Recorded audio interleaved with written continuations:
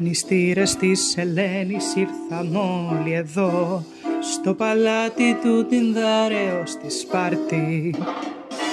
Για να διαλέξει περιμένουμε γαμπρό, μα δεν λέει να σχολάσει το πάρτι.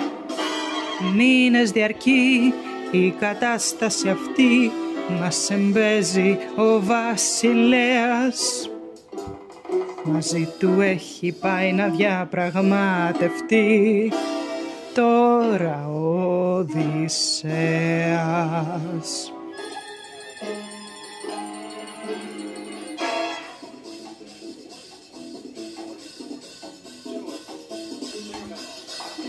Ο βασιλιάς ανησυχεί πως θα προκύψει ταραχή, όποιον κι αν βγάλει νικητή, γι' αυτό καθυστερούν. Αντίλοχος και Μενεστέας, Διομήδης και Ιδωμενέας και ακόμα πιο πολύ ο Αίας στα χέρια θα πιαστούν. Τρανά παλικάρια, σπουδαίοι αχαιοί, ξέρει πως είστε αποφασισμένοι και έτσι αυτός προσπαθεί κάποια λύση να βρει, να μη σφαχτείτε εσείς για την Ελένη. Η ομορφιά της τρελική από άκρη σ' άκρη αντυχεί και αγωνία επικρατεί. Ποιος θα είναι ο τυχερός? Μα δεν είναι η μοναδική, υπάρχει κι άλλη επιλογή. Κάποιος τη λύση έχει βρει για να ντυθεί γαμπρός.